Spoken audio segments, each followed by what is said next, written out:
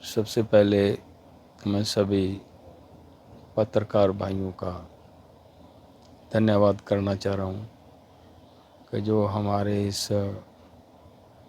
किसान मजदूर के आंदोलन को पूरी दुनिया के सामने रख रहे हैं। तहे दिल से सबका धन्यवाद करना चाहता हूँ। आज आपके माध्यम से हम ये कहना चाह रहे हैं कि देखिए, हमारे देश के प्रधानमंत्री माननीय नरेंद्र मोदी जी ये खुद कहते हैं कि पार्लियामेंट से ऊपर कुछ नहीं है,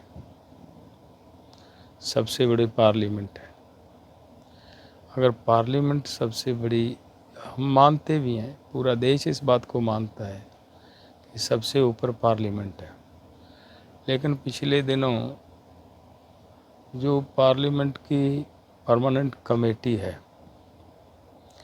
उस कमेटी ने एक रिपोर्ट पार्लियामेंट को सौंपी है और उस कमेटी के चेयरमैन साहब चरणजीत चन्नी जी यहाँ आकर हमें वो देकर गए हैं रिपोर्ट की कॉपी।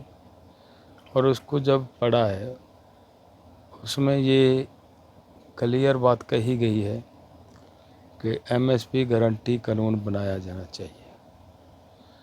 तो जब पार्लियामेंट को माथा टेकते हैं हमारे प्रधानमंत्री जी, तो ये तो पार्लियामेंट की ही कमेटी की बात है। हमारा निवेदन है माननीय प्रधानमंत्री जी से कि आपको अब देश के किसानों की, देश के मज़दूरों की बात को सुनते हुए, पार्लियामेंट कमेटी की बात को ध्यान में रखते हुए उनको ये 14 तारीख की हमारी बैठक में ये ऐलान करना चाहिए कि हम C2+50 के हिसाब से किसानों को एमएसपी गारंटी कानून देते हैं। हम ये उम्मीद करते हैं। और उसमें मैं ये भी कहूँगा कि जैसे हमारे युवा बाहर जाकर परेशान हो रहे हैं, खेती एक बड़ा सेक्टर है रोज़गार देने का। खेती सेक्टर अगर रोज़गार देने लगेगा तो हमारे युवा बाहर नहीं जाएंगे, देश का धन बाहर नहीं जाएगा।